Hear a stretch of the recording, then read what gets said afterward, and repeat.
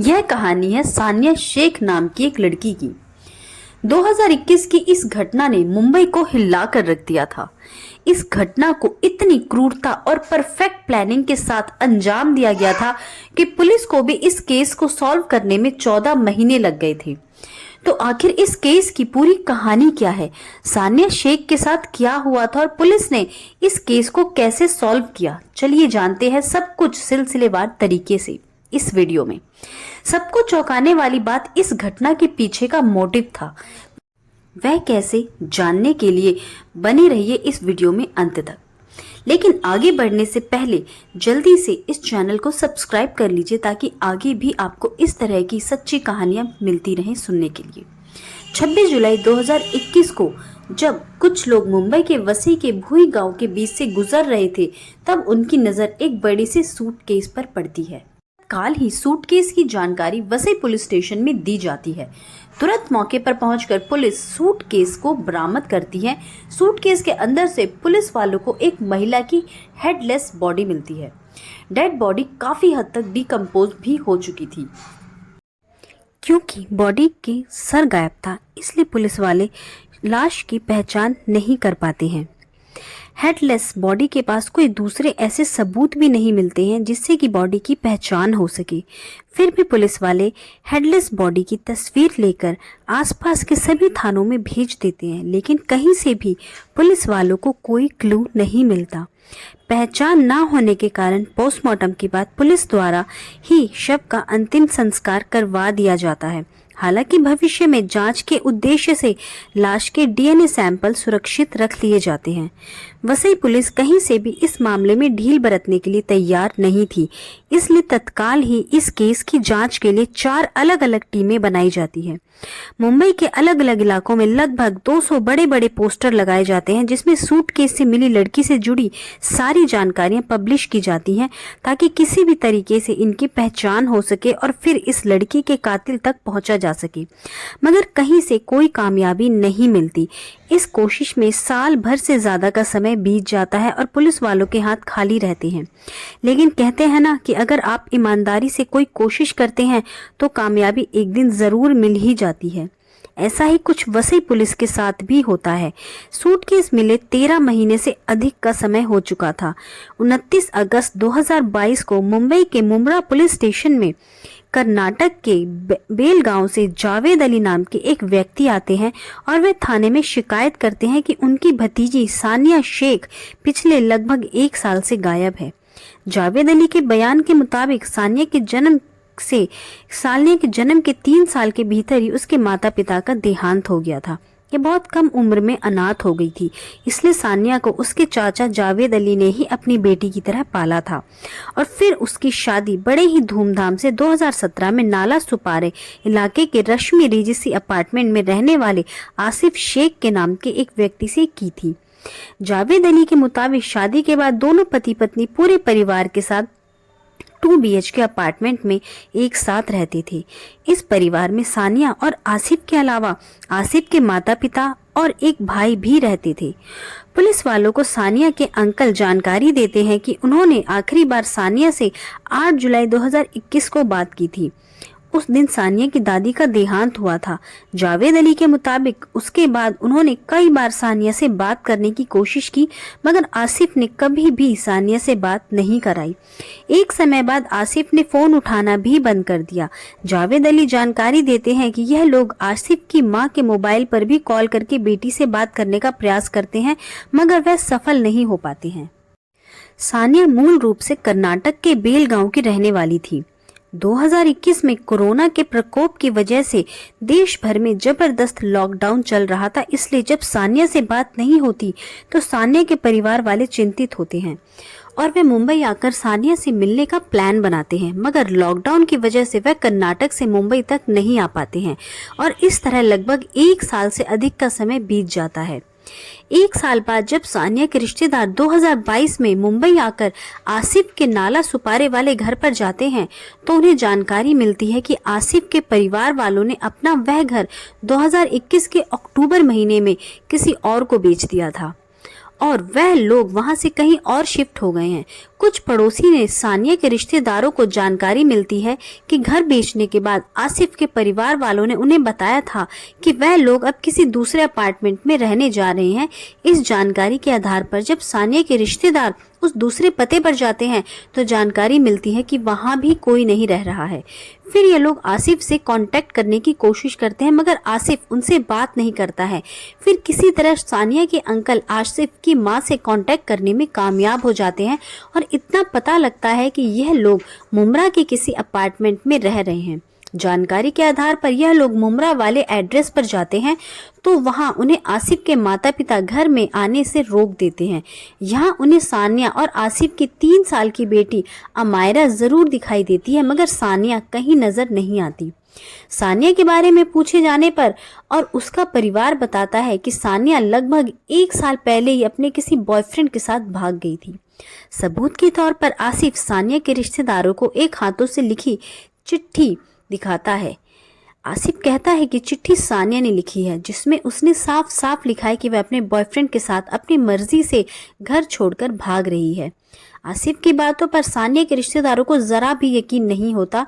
इसी के बाद वह मुमरा पुलिस स्टेशन में सानिया की मिसिंग रिपोर्ट दर्ज करवाने आ जाते हैं। चूंकि लड़की गायब होने से पहले तक नाला सुपारा इलाके में रहती थी, इसलिए मुमरा पुलिस सानिया के अंकल को सलाह देती है कि वह नाला सुपारा इलाके के ही पुलिस स्टेशन में जाकर लड़की की मिसिंग रिपोर्ट दर्ज करवाएं। वह ऐसा करते हैं। मुमरा पुलिस स्टेशन की मदद से एक पुलिस स्टेशन में सानिया शेख के गायब होने की रिपोर्ट दर्ज कर ली जाती है। एफआईआर दर्ज करने के बाद पुलिस वाले सानिया शेख के रिलेटिव को लगभग 1 साल पहले बीच से बरामद सूटकेस में मिली लाश की तस्वीर दिखाते हैं। लड़की का चेहरा नहीं था, फिर भी सानिया के रिलेटिव तस्वीर देखकर कपड़े के आधार पर उसकी पहचान सानिया शेख के तौर पर करते हैं। कुछ दूसरे रिलेटिव भी तस्वीर में दिख रही लड़की को सानिया बताते हैं। सानिया की पहचान होने के बाद तत्काल ही पुलिस वाले सानिया के पति आसिफ शेख और आसिफ के माता पिता को थाने पर बुलवाते हैं और उन्हें भी यह तस्वीर दिखाते हैं मगर यह लोग उस तस्वीर में दिख रही लड़की को सानिया के तौर पर पहचानने से इनकार कर देते हैं। इतना ही नहीं, आसिफ पुलिस वालों को सानिया को बॉयफ्रेंड के साथ अपनी मर्जी से घर छोड़ के भाग जाने वाली कहानी भी सुनाता है और उसके हाथों से लिखा लेटर भी पुलिस को देता है। पुलिस वालों को शक जरूर होता है मगर तत्काल ही कोई एक्शन लेने की बजाय पुलिस वाले संयम से काम लेते हैं और फिलहाल के लिए आसिफ और उसके परिवार वालों को थाने से जाने देते हैं। पिछले 13 महीनों से सूटकेस वाली लड़की से जुड़े केस को सॉल्व करने की कोशिश में जुड़े पुलिस वालों के सामने फाइनली अब एक प्राइम सस्पेक्ट आ चुका था, इसलिए अब एक नए जोश के साथ पुलिस वाले इस केस की जांच आगे बढ़ाते हैं। तस्वीर में दिख रही लड़की को सानिया के परिवार वाले तो पहचान लेते हैं मगर पति पहचानने से इनकार कर देता है, इसलिए पुलिस वाले अब डीएनए जांच के जरिए उस लड़की की पहचान करने का फैसला करते हैं। इसलिए पूरी कागजी कार्रवाई पूरी होने के बाद आसिफ का भी डीएनए सैंपल कलेक्ट किया जाता है और फिर आसिफ के डीएनए सैंपल तथा सूटकेस से बरामद की गई लड़की के डीएनए सैंपल का मिलन आसिफ और सानिया की बेटी अमायरा के डीएनए सैंपल से किया जाता है। जब इस जांच की रिपोर्ट आती है तो हर कोई शॉक रह जाता है। आसिफ और सानिया का डीएनए उसकी बेटी अमायरा से मैच करता है, यानी अब इतना साफ हो जाता है कि सूटकेस से बरामद लड़की कोई और नहीं बल्कि सानिया शेख ही थी। इस तरह आसिफ और उसके परिवार वालों का पहला झूठ बेनकाब हो जाता है।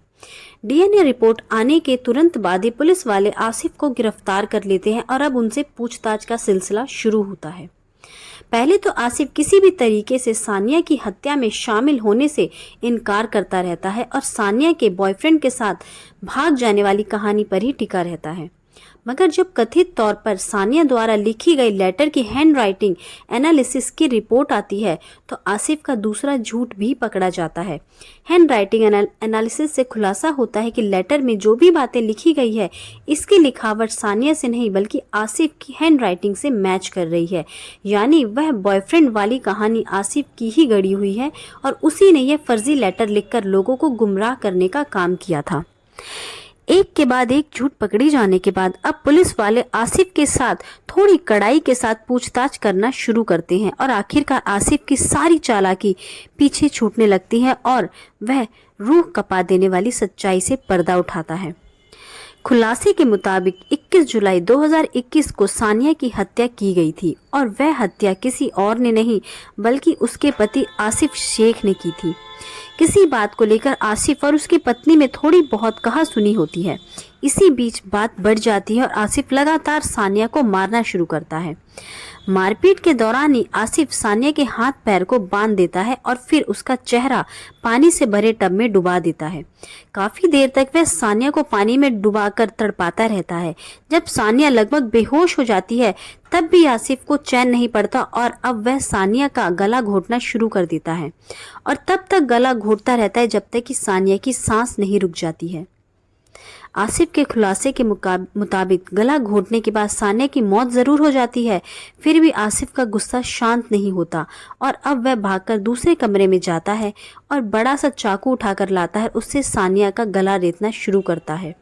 हालांकि गला रेतने के दौरान ही आसिफ बेहोश हो जाता है।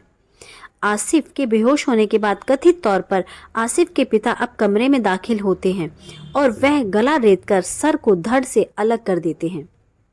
इधर तब तक आसिफ एक बार फिर से होश में आ जाता है और अब वह तुरंत ही दूसरे कमरे से एक ट्रिमर ले आता है और सानिया के लंबे बाल को शेव करना शुरू कर देता है ताकि उसकी पहचान करना किसी के लिए भी मुमकिन ना हो। आसिफ कितनी भी परफेक्ट प्लानिंग के साथ इस हैवानियत को अंजाम दे रहा था, इसका अंदाजा आप इस बात से लगा सकते हैं कि सानिया की ऊपरी होठ पर एक तिल था।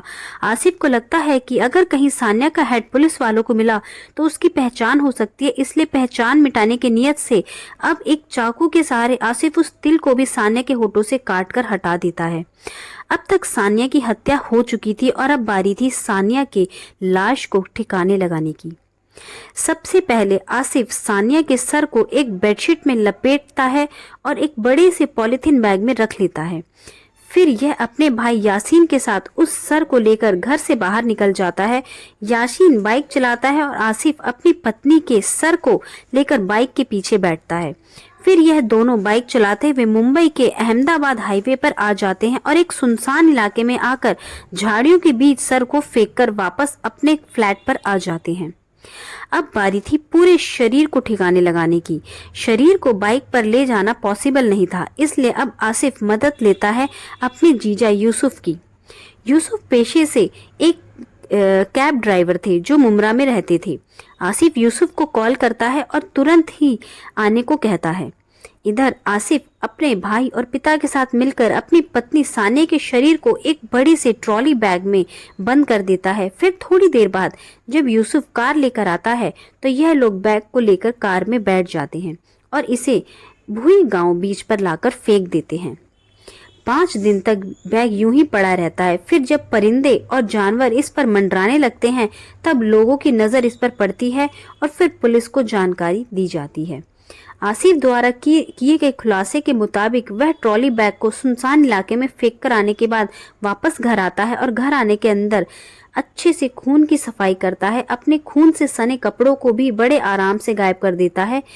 21 जुलाई 2021 को भारत में बकरीद का त्योहार भी मनाया जा रहा था। इस रूह कपा देने वाली हत्या को अंजाम देने के बाद बड़े आराम से आसिफ अपने परिवार वालों के साथ बकरी ईद त्योहार भी मनाता है और दूसरे रिलेटिव्स को यहाँ भी घूमने जाता है। यह लोग इतने कूल बने रहते हैं जैसे कुछ हुआ ही ना हो। आपके जहन में एक सवाल आ रहा होगा कि इस घटना के समय आसिफ और सानिया की बेटी कहाँ थी? तो खुलासे के मुताबिक चूंकि यह एक प्री प्लान केस था, इसलिए पहले ही आसिफ ने अपनी बेटी को त्योहार मनाने के नाम पर यूसुफ की पत्नी के यहाँ, यानी आसिफ ने अपनी बेटी को अपनी बहन के यहाँ भेज दिया था। इस डिटेल कबूलनामे से पहले आसिफ ने हत्या की बात जरूर कबूल की थी, मगर तब उसने कहा था कि उसने सानिया की हत्या से लेकर उसके बॉडी को ठिकाने लगाने तक सब कुछ अकेले ही किया था। आसिफ ने ऐसा अपने परिवार वालों को बचाने के नियत से कहा था, मगर पुलिस वाले आसिफ की चालाकी पकड़ लेते हैं और फिर कड़ाई से हुए पूछताछ में परिवार के दूसरे सदस्यों का रोल भी इस केस में सामने आ जाता है। पुलिस को हत्यारे तो मिल चुके थे, लेकिन हत्या का मोटिव अब तक नहीं मिला था। इसलिए पुलिस वाले आसिफ से इस हत्या के पीछे की वजह जानने की कोशिश करते हैं तो आसिफ एक बेहद ही हैरान कर देने वाली कहानी सुनाता है। दरअसल आसिफ की एक बहन भी थी जिसकी शादी कई साल पहले यूसुफ से हुई थी। शादी के कई साल बाद भी यूसुफ के घर कोई बच्चा जन्म नहीं लेता है। दूसरी तरफ शादी के 2 साल बाद ही आसिफ और सानिया के घर एक बिटिया का जन्म होता है। बेटी के जन्म के बाद तो परिवार में उत्सव मनाया जाता है, मगर एक समय बाद आसिफ समेत आसिफ के माता पिता सानिया पर दबाव बनाने लगते हैं कि वह अपनी इस नन्ही बच्ची को अपनी ननद यानी आसिफ की बहन को दे दे।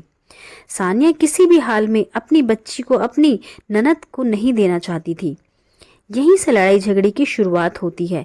एक तरफ ससुराल वाले सानिया पर अपनी बच्ची को किसी और को देने का दबाव बनाने लगते हैं, तो दूसरी तरफ आसिफ भी अपनी पत्नी को सताना शुरू कर देता है। एक बार तो बात इतनी ज्यादा बढ़ जाती है कि सानिया अपने ससुराल वालों के खिलाफ मामला दर्ज करवाने के लिए स्थानीय पुलिस स्टेशन में भी चली जाती है, मगर फिर किसी तरह दोनों ही पक्ष के परिवार वाले मामले को शांत करवाते हैं और तब समझा बुझाकर मामला शांत करवा दिया जाता है। कुछ समय तक शांति रहती है, मगर फिर से सानिया के साथ वही दुर्व्यवहार का दौर शुरू हो जाता है और अंततः इस दुर्व्यवहार का अंत सानिया की दुखद मौत से होता है। पुलिस जांच के दौरान सानिया के रिश्तेदार एक और दावा करते हैं कि आसिफ और उसका परिवार अक्सर सानिया को पैसों के लिए भी प्रताड़ित किया करता था। दरअसल सानिया के माता पिता सानिया के बचपन में ही गुजर गए थे, मगर उन्होंने अपनी इकलौती बच्ची के लिए 2 बड़े घर और आम का बड़ा सा बगीचा भी छोड़ा था। सानिया के माता पिता के नाम अच्छी खासी जमीन थी जो कि कर्नाटक में थी, जिसकी इकलौती वारिस सानिया ही थी। शादी के बाद जब आसिफ के परिवार वालों को सानिया के पास मौजूद प्रॉपर्टी की जानकारी होती है, तो यह लोग सानिया पर दबाव बनाने लगते हैं कि कर्नाटक के बेलगांव जाकर वह सारी प्रॉपर्टी बेचकर पैसे लाकर उन्हें दे, मगर सानिया ऐसा करने के लिए रेडी नहीं होती है। इस कारण भी सानिया को ससुराल में परेशानियों का सामना करना पड़ता है। इस पूरे खुलासे के बाद आसिफ व आसिफ के माता पिता, भाई और जीजा को भी गिरफ्तार कर लिया जाता है। सभी को जेल भेज दिया जाता है। वैसे तो सभी गुनहगारों की सजा पर अंतिम फैसला अदालत करेगी, मगर आपके